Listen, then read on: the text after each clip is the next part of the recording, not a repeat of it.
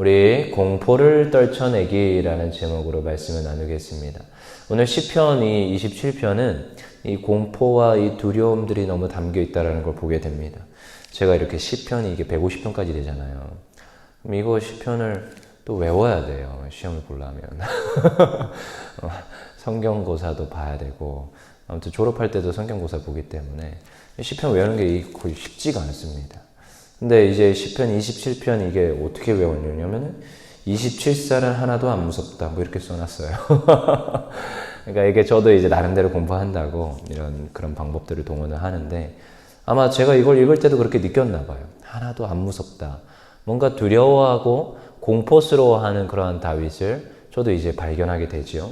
네, 그렇습니다. 오늘 이 다윗의 시편에서는 이 공포와 이 두려움을 다루고 있어요. 물론 그의 입술은 그렇게 고백하지 않지만 그 내면의 그러한 이런 고백들 속에서 분명히 다윗은 뭔가 공포와 이 두려움이 지금 있다라는 것을 이 시편 27편 처음부터 끝까지를 계속 말을 하고 있거든요. 여러분 근데 사람은 누구나 공포를 느낍니다. 누구나 이 두려움들이 있습니다. 그것은 어쩔 수가 없습니다. 앞에서 아무리 믿음 가운데서 확신에 찬 고백을 하는 뭐 앞에 선 자라도 똑같습니다. 근데 단지 그걸 티를 낸다 안 낸다? 안 내는 것뿐이에요. 걱정과 염려와 두려움과 그런 것들이 있습니다. 그러니까 더욱더 믿음의 고백들을 하게 되는 거죠. 그러니까 믿습니다 이런 말 굉장히 많이 하는 분들은 뭔가 솔직히 두려움이 많다라는 것도 잘 생각해 보셔야 돼요. 여러분 사람은 뭐 이런 4가지 정도의 공포를 느낀대요. 첫 번째가 가난에 대한 공포랍니다. 두 번째가 고통에 대한 공포. 세 번째가 실패에 대한 공포. 네 번째가 죽음에 대한 공포랍니다. 아마 이 4가지 중에서 가장 극심한 공포는 죽음에 대한 공포일 겁니다. 근데 가난에 대한 공포, 여러분 이거 겪어보셨습니까? 저도 뭐 그렇게 뭐 엄청나게 겪어보지는 않았어요. 그냥 뭐 쌀이 떨어져가지고 누룽지로 한 달 내내 먹어본 적도 있고 여러 가지를 해봤긴 했지만 근데 그래도 행복했던 것 같아요. 뭐 그렇게 가난하다 막 그런 걸 느껴보진 못했지만 이 가난의 극심함 속에 처해 있던 사람들을 종종 보긴 했습니다. 완전히 허름한 옷 가운데 거지였는데 교회에 와가지고 개과천선하고 양복도 입고 뭐 아무튼 그 인생이 달라지는 것을 옆에서 보기도 했는데 결국 나중에 회장까지 됐습니다. 5,000평 되는 아무튼 그런 것도 봤지만 그분이 그러더라고요. 난 가난으로는 돌아가고 싶지 않다. 그래서 돈 하다가 결국 망했어요. 그 가난에 대한 그 공포가 엄청나다라는 것을 항상 저한테 얘기를 했었거든요. 근데 고통에 대한 공포, 아마 이거는 여러분 질병에 대한 공포, 어떤 아픔에 대한 공포일 겁니다. 여러분 고통도 얼마나 축복인지 뭐 나중에 설교를 통해서도 우리가 만나게 되겠지만 근데 고통이 이게 말처럼 그게 쉽지 않습니다. 고통의 축복 이런 설교 제가 들으면 뭐 저는 나름 공감을 하겠지만 환자들, 엄청난 고통 가운데 있는 사람들은 그 설교가 결코 공감이 되지 않아요. 옛날에 그 목사님하고 함께 신방을 간 적이 있어요. 근데 그분이 무슨 병에 걸렸냐면은 암이었어요. 어떠한 암이었어요. 근데 뭐 이미 시한부 판정을 받은 상태였죠. 이제 몇 개월 안 남았습니다. 6개월 남았을 시점에 신방을 간 것 같아요. 근데 가서 이제 뭐 이것저것 설교도 하시고 기도도 다 해주시고 이제 또 권면을 하는 거죠. 우리 이러한 또 이 병상 가운데서 이렇게 하나님을 체험할 수 있는 또 귀한 시간입니다. 뭐 레퍼토리 있잖아요. 병문안 가면. 근데 그분이 그러는 거예요. 목사님, 제가 여기 있으면 기도하고 성경 읽고 이런 생각을 할 수가 없습니다. 그냥 오로지 구하는 것은 진통약이라는 거예요. 너무 아프니까. 지금 목사님 오기 전에 이 예배를 드려야 되니까 진통약을 놔달라고 해서 지금 제가 이렇게 멀쩡한 거지. 이 약효가 떨어지면 오로지 머릿속에는 진통약에 대한 그 간구밖에 없대요. 여러분 이 고통이 얼마나 무서운지 모릅니다. 그냥 우리는 쉽게 고통을 이겨내십시오. 견뎌내십시오. 하나님을 만나고 기도하십시오. 이렇게 말할지 모르겠지만 그 사람한테는 그게 쉬운 문제가 아닙니다. 그냥 오로지 나의 구주는 진통약이라고 고백하더라고요. 그래서 너무나도 힘듭니다 하면서 이제 기도해주고 왔던 기억이 있습니다. 여러분 또 실패에 대한 공포가 있습니다. 많은 사람들이 한 걸음 앞으로 나아가면 되는데 그 한 걸음 앞으로 전진하지 못하는 이유가 이 실패에 대한 공포예요. 이거 극복하기가 쉽지 않습니다. 그 삶 가운데서 좌절과 좌절을 경험하고 날마다 실패를 경험한 사람이 다시금 딱 한 걸음만 걸어 나가면 성공 가도에 오를 수 있는데 그걸 하기가 쉽지가 않습니다. 어디에 사로잡혀 있어요? 실패에 대한 공포에 사로잡혀 있어요. 이런 분들을 위해서는 주변에서 많은 기도가 필요합니다. 이걸 극복하는 게 쉽지가 않습니다. 저희들은 그냥 믿음의 고백 가운데 하면 되잖아 쉽게 말하지만 그 사람은 그렇지가 않아요. 그리고 죽음에 대한 공포, 이건 뭐 말할 필요가 없겠죠. 이건 아마 모든 사람이 공통적으로 가지고 있을 겁니다. 근데 전 어렸을 때 이런 설교를 많이 들었어요. 뭐 가끔씩 이제 부흥사들 이렇게 오면은 부흥사 목사님들이 오시면은 너희가 목에 칼이 들어와도 우리 옛날에 6.25 사변 끝나고 나서 그 초창기 기독교에서 이런 설교를 많이 했다고 하잖아요. 우리는 이런 설교를 들었습니다 하면서 부흥사님들이 와가지고 또 교회에 와가지고 그런 설교를 하셨는데 목에 칼이 들어와도 너희의 신앙 내가 예수 그리스도 믿겠습니다 이 고백을 해야 됩니다 하면서 막 그런 설교를 하셨어요. 그럼 주일학교에서도 주일학교 선생님들이 그렇게 설교를 했다고요. 근데 요즘은 이제 그런 거 좀 사라졌죠. 생명과 무관한 이렇게 신앙생활을 하는데 죽음 가운데서도 믿음을 지키라 말하는데 근데 여러분 그게 쉽겠습니까? 칼 들이대고 있는데 예수님 믿을래? 죽을래? 글쎄요 쉽지 않습니다. 그래서 옛날에 그 수많은 목사님들이 그 칼 앞에서 타협했던 목사님들이 굉장히 많습니다. 물론 그분들을 제가 이해한다 그렇지 못하지만 어느 정도는 또 공감이 됩니다. 이 죽음에 대한 공포 극복하는 게 쉽지 않습니다. 물론 그렇게 고백하고 지금도 사역 잘하시는 분들이 있습니다. 그 교회들 여전히 지금도 잘 나가는 교회들 많죠. 근데 이 죽음에 대한 공포 쉽지 않다라는 것을 우리가 잘 봐야 됩니다. 이러한 공포들이 있어요. 근데 다윗도요 공포를 느끼고 있다라는 거예요. 누구나 사람인지라 공포 앞에서 자유로울 수가 없습니다. 이 엄청난 이 고통과 이 고통의 공포, 이 죽음의 공포, 이 실패의 공포, 이 가난에 대한 공포 앞에서 믿음의 고백을 하는 것이 쉽지가 않습니다. 오늘 지금 다윗이 뭐라고 하고 있습니까? 우리 1절부터도 나오죠. 여호와는 나의 빛이요 나의 구원이시니 내가 누구를 두려워하리요. 여호와는 내 생명의 능력이시니 내가 누구를 무서워하리요. 사실 두려워하고 무서워한다는 이야기예요. 사실 두려워하고 무서워하고 있습니다. 2절도 똑같죠. 악인들이 내 삶을 먹으려고 내게 왔습니다. 이 대적들, 이 원수들이 나를 실족하여서 내가 넘어졌나이다. 군대가 나를 대적하고 진쳤습니다. 여러분 사람들한테 둘러싸여 봤습니까? 얼마나 무서운지 아십니까? 그것도 나를 때리려고 아니라 칼을 들이밀고 나를 죽이려고 하는 사람들 주변에 둘러싸여 있는 상태예요. 그 가운데서 공포를 느끼고 있는 이 다윗을 지금 이해하시겠습니까? 근데요, 이 다윗은 결코 그 공포 가운데 사로잡히고 빠지는 것이 아니라 무엇을 하고 있느냐? 고백을 하고 있습니다. 그가 지금 느끼는 것과 그가 지금 처한 상황의 감정에 대한 고백이 아니라 믿음의 고백을 하고 있어요. 우리 1절에서도 잘 나타나죠. 내가 누구를 두려워하리요? 무엇하겠다? 여호와는 내 생명의 능력이시니. 이 고백을 지금 하고 있습니다. 믿음의 고백. 여러분 가장 먼저 자기 자신이 믿음의 고백을 해야 됩니다. 내가 믿음의 고백의 앞에 서 있어야 돼요. 이것이 믿음의 고백입니다. 누구나 이런 고백을 하는 것은 쉽지는 않지만 해야 됩니다. 그럴수록 그 입술의 능력으로 믿음의 고백을 해야 돼요. 사람은요 어떻게 한다고 하는지 아십니까? 말대로 살아간다고 합니다. 이런 말 들어보셨죠?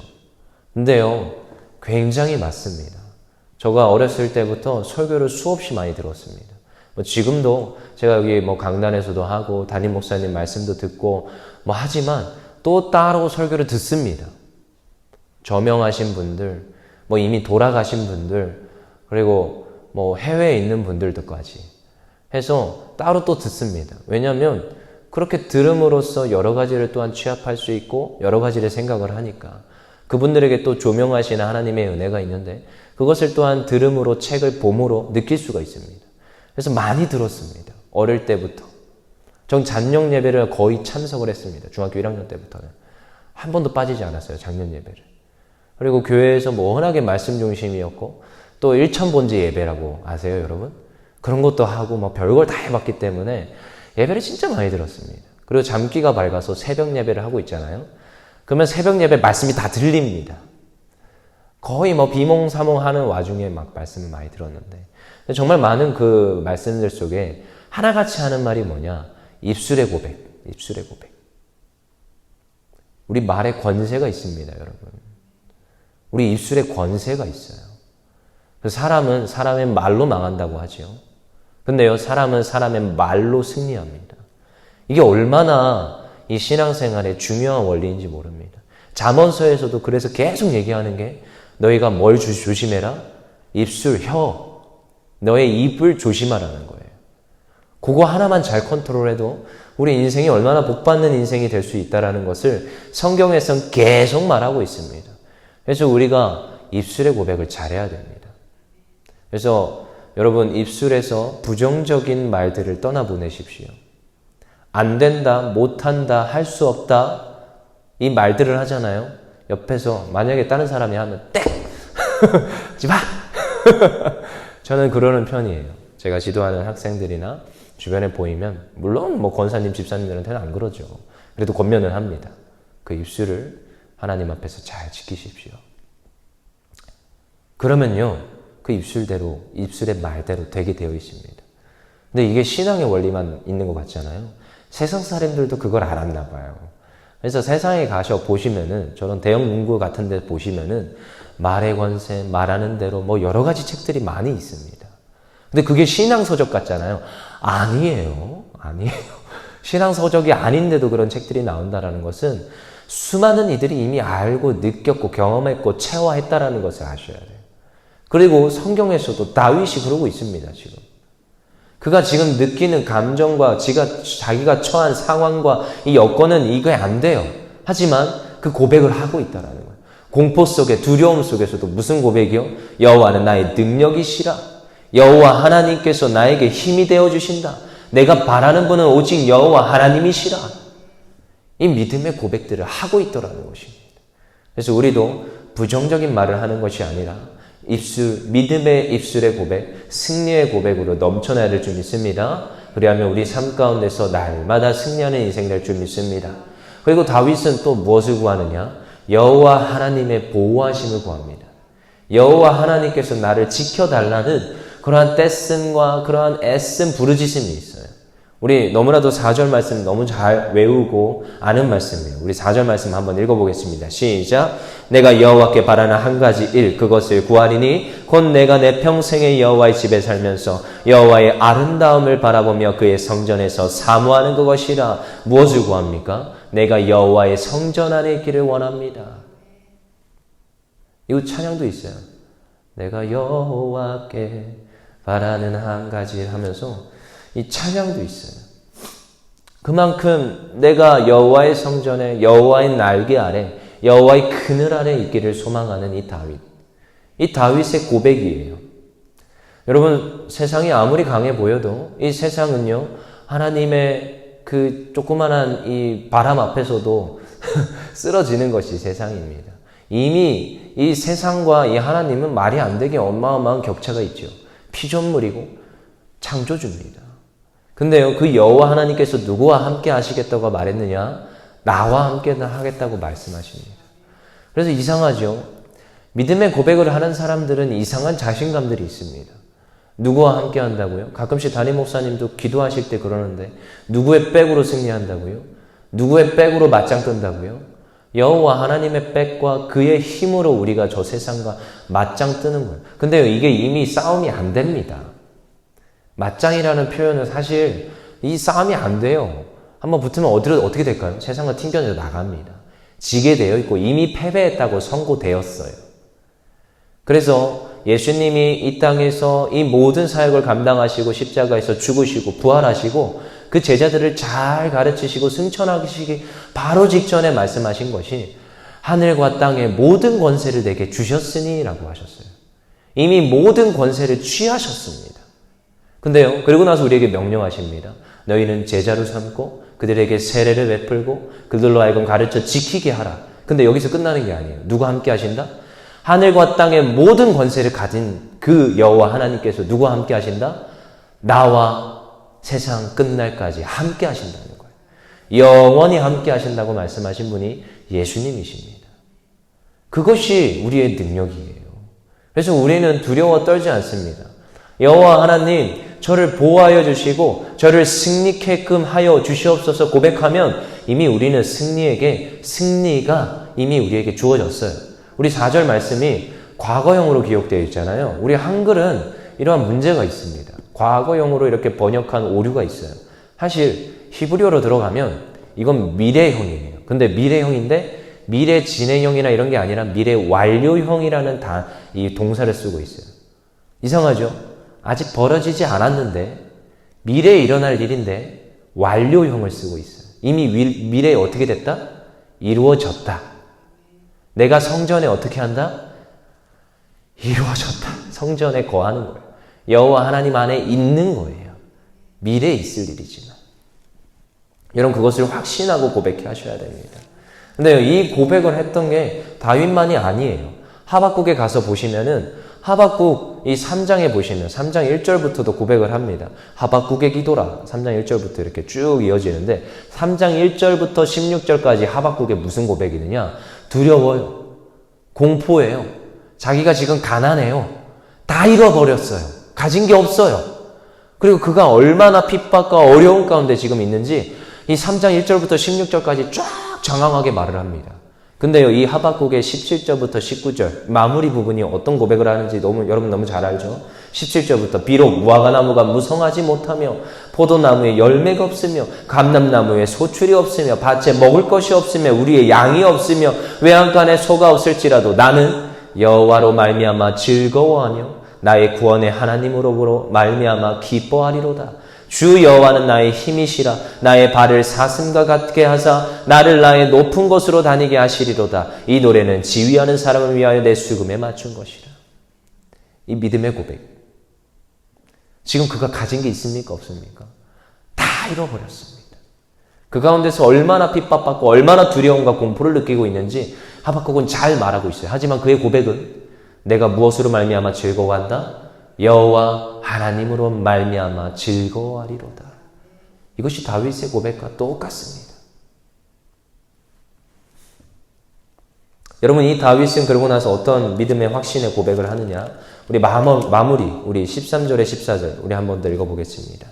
우리 13절 14절 27편 13절 14절 시작. 내가 산 자들의 땅에서 여호와의 선하심을 보게 될 줄 확실히 믿었도다. 너는 여호와를 기다릴지어다. 강하고 담대하며 여호와를 기다릴지어다. 아멘. 누구를 확실히 믿습니까? 여호와 하나님의 보호하심, 여호와 하나님께서 나와 함께 하심, 그 선하심을 내가 확실히 믿었도다.